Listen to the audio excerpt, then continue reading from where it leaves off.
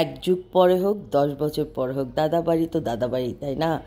আসসালামু আলাইকুম। আজকে দেখাবো হলো আমার দাদাবাড়ি এক অংশ, কালকে আরেক অংশ দেখাবো। হ্যালো, আসসালামু আলাইকুম, সবাই কেমন আছেন? এটা দেখালাম আমাদের দাদাবাড়ির পুকুর।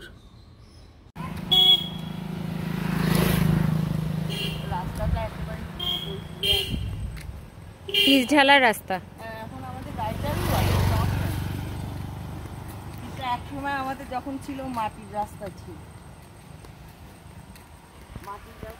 এখানে একটা পুরাতন ঘাট ছিল, যেটা বহু বছর পরে, বছর দুয়েক আগে এই পুকুরটা কাটার সময় এখানে একটা পুরাতন আমলের খননের সময় এখানে একটা সিঁড়ি পাওয়া গেছে, পুরাতন আমলের একটা সিঁড়ি। আর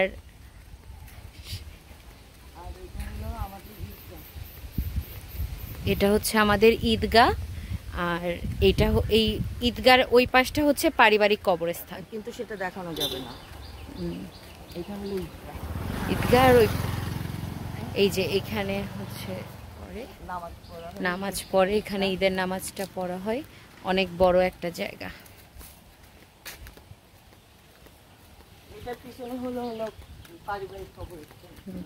এবং তার ওই পাশে আমাদের পৈতৃক সম্পত্তি।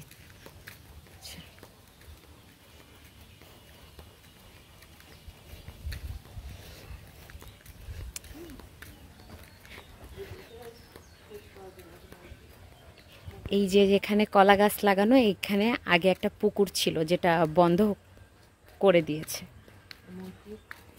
এটা হচ্ছে আমাদের এখানকার মসজিদ, খুবই সুন্দর।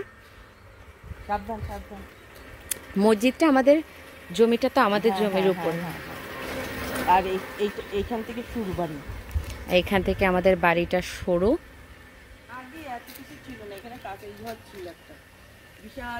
কাচারি ঘর ছিল, আমি আম্মুর কাছে শুনেছি।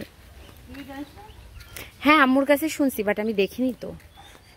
এই যে সোজা পাটকাঠির সাথে যে ঘরটা, এটা ছিল সালিশি ঘর। সালিশি ঘর ছিল না, গোয়াল ঘর না, এখন হচ্ছে স্টোর রুম। স্টোর রুম হয়েছে এখানে। এই যে কিছু জিনিস লাগানো, আগে কখনো আমাদের হাঁস মুরগি কখনো পালন করা হয়নি।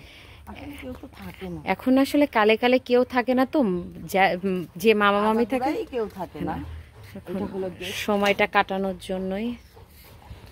পুরা এত বড় বাড়িটা পুরাটা এরকম মাথা উঁচু পাঁচিল দিয়ে ঘেরা, পুরা বাড়িটা ঘেরা। এখানে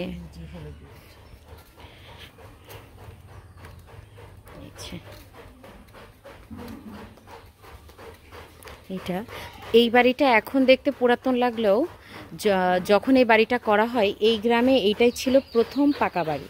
আমি আমার জন্ম থেকেই দেখতেছি পাকা বাড়ি, এবং এই গ্রামে এটাই একমাত্র বাড়ি ছিল যেটার অ্যাটাচ বাথরুম ছিল।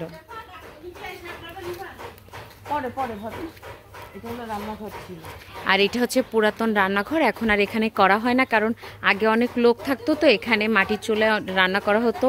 আর এখানে আমাদের ঢেকি আছে, এই যে এটাও এখন আসলে খুব একটা ব্যবহৃত হয় না, আসলে করার মতো কেউ নাই তো। এটা আমাদের পানির কল। এই যে আমার মামা মামির অনেক ছানাপোনা আছে, হাঁস মুরগি গরু ছাগল সবই আছে। এখানে মোট এখন হলো 4টা রুম আছে, 4টা রুম, 3টাই অ্যাটাচ বাথরুম আছে। ভাবি হলো এই যে আমাদের জন্য কচু দিচ্ছে, দেখা এই যে কাবিল কচু, মামি আমাদের জন্য কচু কেটে রেডি করতেছে। এগুলো ঢাকায় আর ঘষেটি বেগম দাঁড়াই দাঁড়াই দেখতেছে সব ঠিক আছে কিনা। এটা আমাদের মানে একেবারে এই যে আর কি